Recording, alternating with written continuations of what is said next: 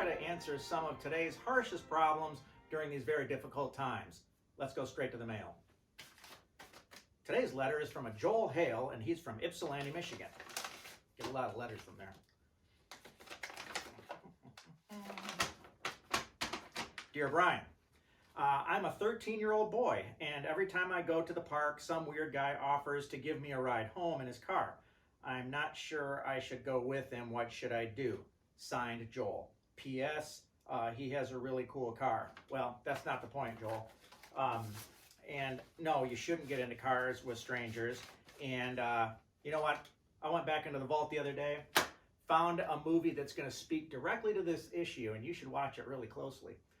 When we're done, maybe we can, maybe we answered your questions. I don't know, but let's take a look.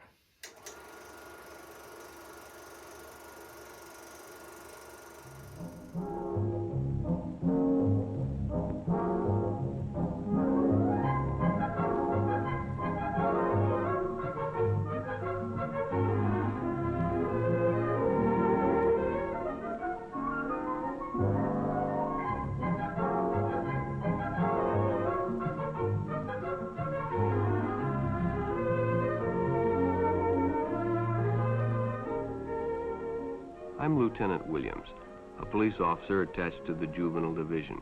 I'm on my way to Monroe Junior High School to talk to a group of young people. That looks innocent enough, doesn't it? Lots of young people hitchhike. Seems like a good way to get from one place to another. So Lieutenant Williams, who I like, great guy, but he seems to be promoting hitchhiking. Boy, we've come a long way. Joel, don't hitchhike. Times have changed. Or as Bob Dylan said, the times, they are a-changin'. Let's see what happens. But sometimes there are dangers involved that never meet the eye. Let's take the case of Jimmy Barnes. Jimmy played baseball all afternoon, and he didn't feel like walking home, so he decided to thumb a ride.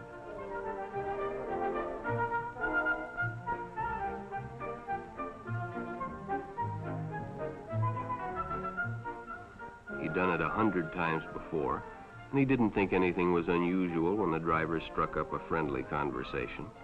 In fact, he seemed like a real nice guy. He asked Jimmy if he played baseball in the park often. Jimmy told him they practiced 3 times a week and played a rival group on Friday afternoon. The stranger was a good listener, too, and it only seemed minutes before they pulled up in front of Jimmy's house.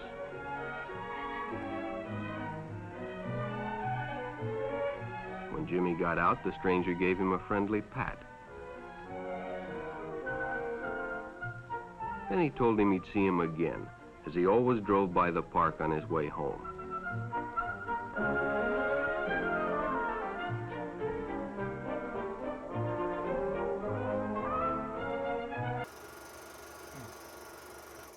Okay, so a few things.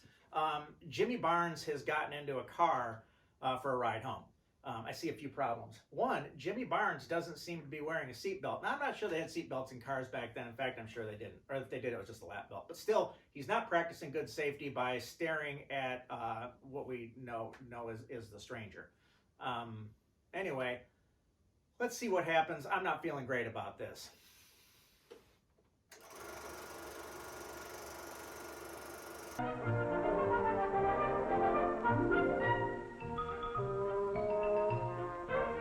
Sure enough, the following day when Jimmy finished playing ball, well, the man was there waiting.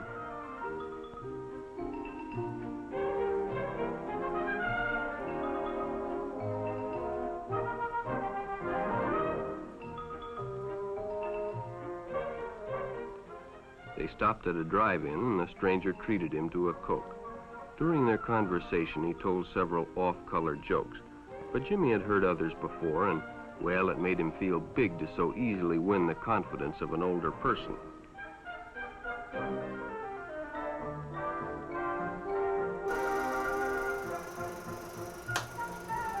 Okay, so far, no real problems.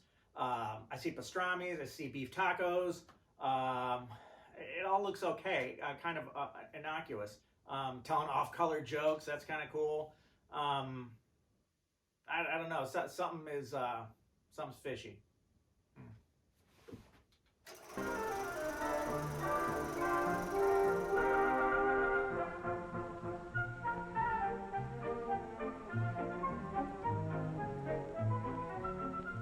following Saturday, they went fishing together. By now, they were using first names. Ralph said it was more friendly.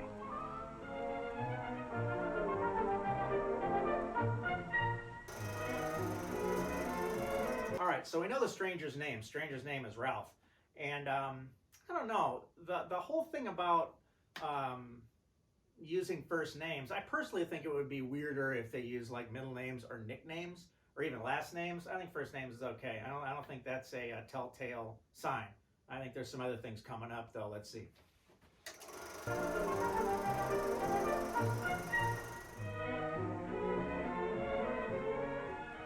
Jimmy hadn't enjoyed himself so much in a long time.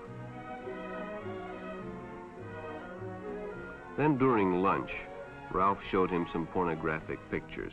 Jimmy knew he shouldn't be interested, but, well, he was curious. What Jimmy didn't know was that Ralph was sick, a sickness that was not visible like smallpox, but no less dangerous and contagious, a sickness of the mind. You see, Ralph was a homosexual, a person who demands an intimate relationship with members of their own sex. Steady there. This narrator's crossed the line. Not all homosexuals are predators, so let's get that straight right away. This is a 1950s thing, and I think they're making some judgments that aren't necessarily true, so let's be careful with that one. Why you? But by now, Jimmy felt a fondness for Ralph, and they continued to go places together. Ralph was generous and took Jimmy many interesting places and did many nice things for him. He bought presents and even gave him money, but payments were expected in return. You see, Jimmy hadn't recognized Ralph's approach soon enough. When Ralph first asked Jimmy to go fishing alone, he should have discussed it with his parents or teacher.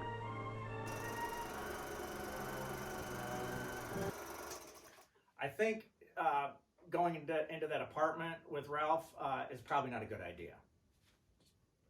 Just my own advice there. He should have discussed it with his parents or teacher. Finally, Jimmy told his parents, and they reported it to the juvenile authorities. Ralph was arrested, and Jimmy was released on probation in the custody of his parents. Wait, so Jimmy was going to do time? how's Jimmy going to do time? I don't get it. Man. But all homosexuals are not passive. Some resort to violence, as in the case of Mike Merritt. Oh, this ought to be good. Mike Merritt is the Elephant Man, I think.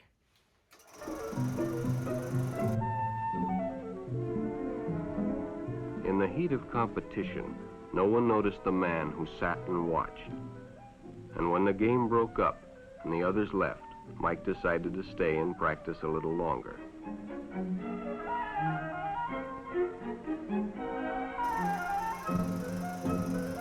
I have a feeling that basketball in Inglewood in the 50s was a little different from the basketball you might see in Inglewood now. Because I think those boys were doing a lot of set shots, and I think they were about ready to pull off the picket fence. Anyway.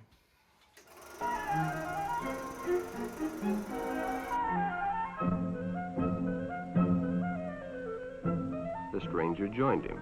He was friendly and, well, it was better than playing alone. But after a few shots, Mike realized he had already overstayed his time and suggested he better leave. The stranger told him if he'd like to stay longer, he'd be glad to drive him home when they finished. Sounded great to Mike. Chance to play longer and get a ride home, too.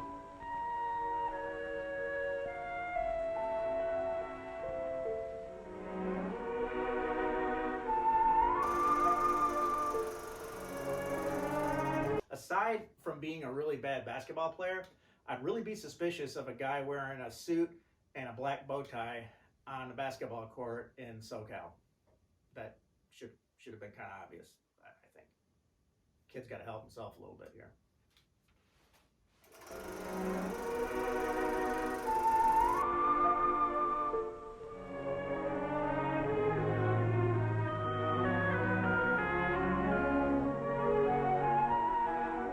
When they finished, the stranger told him he'd make a fine player someday if he got lots of practice. The companionship, the praise, the friendly attitude dispelled any misgivings Mike might have had about going with a stranger. He probably never realized until too late that he was riding in the shadow of death. But sometime that evening, Mike Merritt traded his life for a newspaper headline.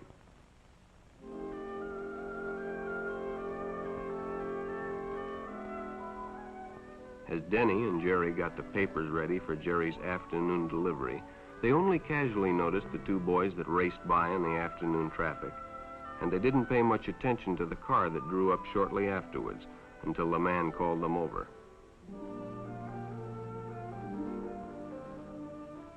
Had two boys been by on bicycles? The boys nodded they had. Could they recognize them if they saw them again? Well, Denny guessed he could. Then hop in, the man said. Those are stolen bikes. Without giving it another thought, Denny got in and the car sped away. A few mistakes here. First of all, don't ever bundle your newspapers in front of a U.S. post office box. I don't care if they're dropped there, you don't bundle them there. You just get in the way. The second thing is, don't ever get into a 1955 Chevy. And that's on you, Denny. That's on you, pal. Jerry watched. He'd been told many times, if a friend got in a car with a stranger, to write down the license number. It didn't seem to apply, but, well, fortunately, he marked it down.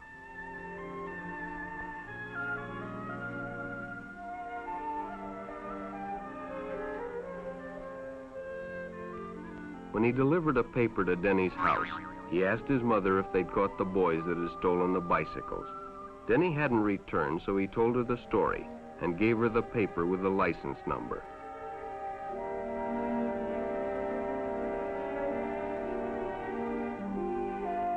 Being a careful parent, she decided to call the police.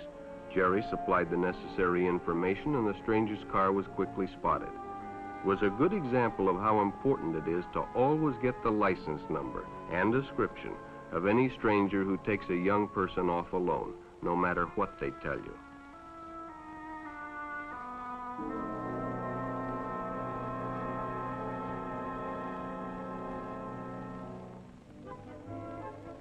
Public restrooms can often be a hangout for the homosexual. Bobby and his friends hadn't noticed the man who had been in the restroom when they changed, and as it was late, he suggested they take the shortcut under the pier, but the others preferred to take the more traveled way home.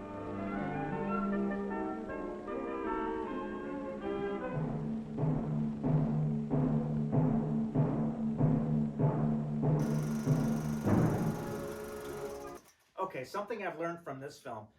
Evidently, homosexuals in the 50s wore big, baggy black suits, and they walked to the cadence of kettle drums, which I didn't know. I'm not sure if that still happens or not.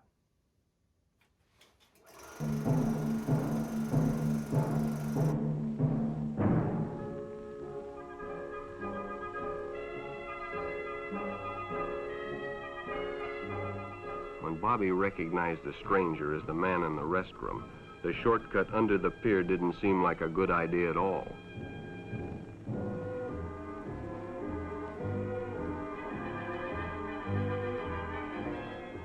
After all, it's more fun to stay with your friends anyway. Bobby had made a wise decision. It may have saved his life. If you look really closely, Bobby and his friends are heading to that same 55 Chevy, which appears as one of the Predator cars by the mailbox, and I think it pops up in the next scene too.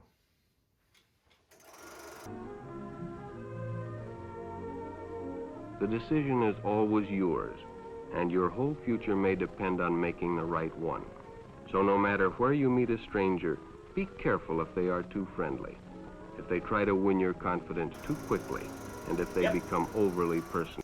Lieutenant Williams drives the 55 Chevy. Ah! One never knows when the homosexual is about. He may appear normal, and it may be too late when you discover he is mentally ill. So keep with your group, and don't go off alone with strangers unless you have the permission of your parent or teacher.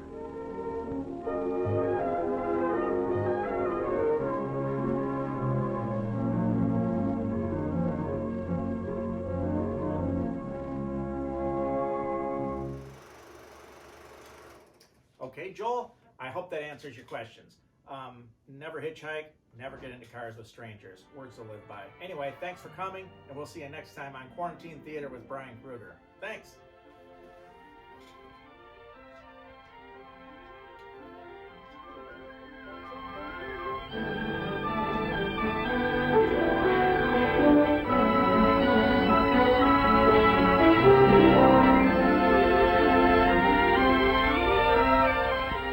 This is the American dream.